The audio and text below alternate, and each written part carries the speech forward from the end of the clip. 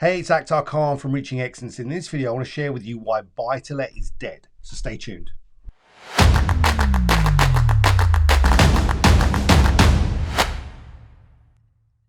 So let's talk about what the vanilla or the old school way of doing buy-to-let is. So people would save up some money for a deposit.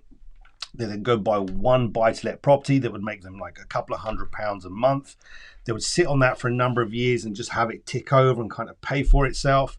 And then save up another deposit that take the next number of years. And then once they've done that, they'd buy a second buy-to-let, make a couple of £100 a month, let it tick over for a few years, and then again they save up again, save up some more, more money for a deposit. They put that into the next property. Now this is what people would do, and this is great if you want to have a retirement plan. But actually, it's not working. It doesn't work right now, and here's the reasons why. This is what's killed buy-to-let. Well, the very first thing is this. There's new rules and regulations that have come in, and I'm talking about this old model of buy-to-let has been around for almost 20 years. I bought my very first buy-to-let in 2002, and this was the model that we were adopting back then. But since then, things have changed. So the very first thing that you need to be aware of is that the tenancy rules have changed very much in favor of the tenant. So it makes it a lot more difficult to evict tenants. When it comes to issuing new tenancies, there's a specific set of paperwork that has to be issued to the tenant. Now, if you miss one thing out of that process and you find yourself in a situation where you're in court and you have to evict the tenant, one of the things the judge is going to ask is, when you had issued the tenancy agreement, were all these other things added? Were they sent to the tenant? If they weren't, your case will get thrown out of court, which means it becomes way harder to evict tenants. Now, this becomes very expensive when you've got tenants who aren't paying or tenants that trash the property, etc., because you just want to get those people out as quick as possible and get new tenants back in. The second thing is there's been more legislation about the condition of properties and the standards. So now that properties have to have things on top of the things like gas safety certificates, they have to have energy performance certificates to make sure everything complies and is of the right standard. But also the electrics have to be safety certified. So what that means is, like, where you can have a house that is, let's say, 20 years old. The house that I live in was built, it's a part of a small, like an executive estate. It was built 20 years ago.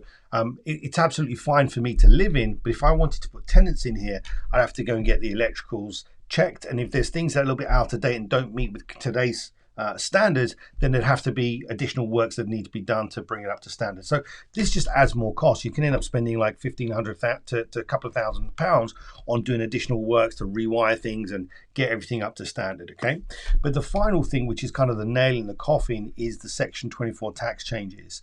So mortgage relief has now been scrapped, basically. So what that means is, if you had a property, let's say you rented it out for £1,000 a month and your mortgage was £500 a month, that first £500 which was your mortgage would have been tax deductible. You wouldn't pay tax on that, but that's now been scrapped, which means you now have to pay tax on the income and the mortgage is not offset anymore.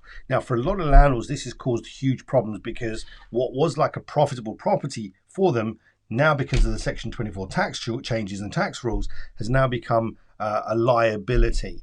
So the way around that is people are having to buy properties in limited companies or limited liability partnerships to have the tax breaks and tax benefits. So for those reasons, the traditional old way of doing buy-to-let is dead. And also, if you want to be using a property portfolio or a buy-to-let property portfolio to give you passive income, then a couple of £100 a month simply isn't going to cut the mustard. Now, if you want to find out how to do property deals in 2021, then go and watch my next video. So I hope you found this video useful. Please like, subscribe, and share in the comments your experiences of doing buy-to-let. And I look forward to seeing you in the next video. Take care. Bye for now.